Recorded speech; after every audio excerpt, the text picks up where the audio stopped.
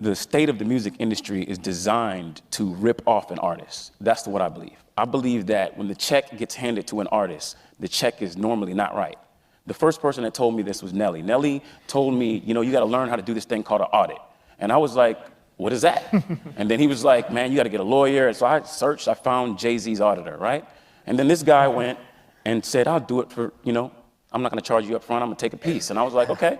So he goes and he finds over $600,000 that the label hid from me. So I was like, wait a second, is this the way it always is? He's like, yeah, you got to keep on doing this. So I realized all my peers didn't know this, that, you know, I got into the music industry and thought that when you have a song that's #1, that it just goes magically because your song's good. It's paid.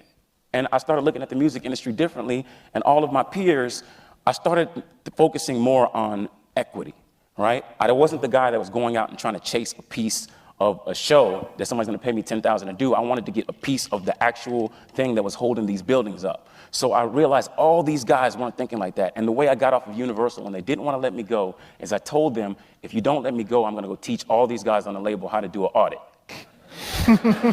And they let me go because of that. They didn't want to pay all that money.